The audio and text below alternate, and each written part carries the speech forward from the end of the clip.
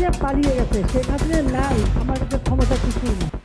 ২০২৪ সালের জুলাই আগস্টে বাংলাদেশের রাজনৈতিক ইতিহাসে এক নতুন অধ্যায়, যার পটভূমি ও ঘটনার বিস্তার উঠে এসেছে আন্তর্জাতিক অপরাধ ট্রাইব্যুনালের সাম্প্রতিক চার্জশিটে।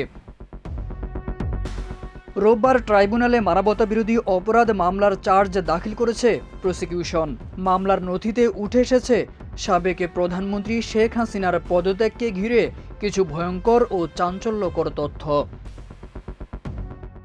চার্জশিটে বলা হয়, ৪ আগস্ট রাতে সরকার কঠোর অবস্থান গ্রহণ করে, যার পেছনে ছিলেন গ্যাং অব ফোর নামে পরিচিত ৪ প্রভাবশালী নেতা ওবায়দুল কাদের, আনিসুল হক, সালমান এফ রহমান এবং আসাদুজ্জামান খান কামাল।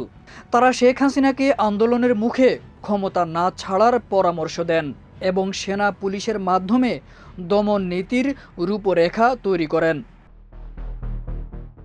এক গোপন বৈঠকে প্রধানমন্ত্রী শেখ হাসিনা সরাসরি গুলি চালানোর অনুমতি দিতে চাইলেও সামরিক কর্মকর্তারা তাতে বাধা দেন।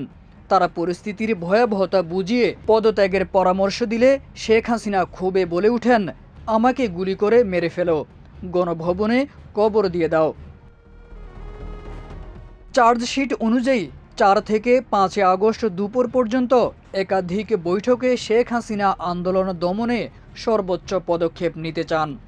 তখন অবসরপ্রাপ্ত মেজর জেনারেল তারেক সিদ্দিকীও গুলি চালানোর পক্ষে মত দেন, এমনকি হেলিকপ্টার থেকে গুলি চালানোর প্রস্তাব দেন তিনি। এক সামরিক কর্মকর্তা এতে তীব্র প্রতিক্রিয়া জানিয়ে বলেন, এই লোকটি আপনাকে ডুবিয়েছে এবং আরও ডুবাবে।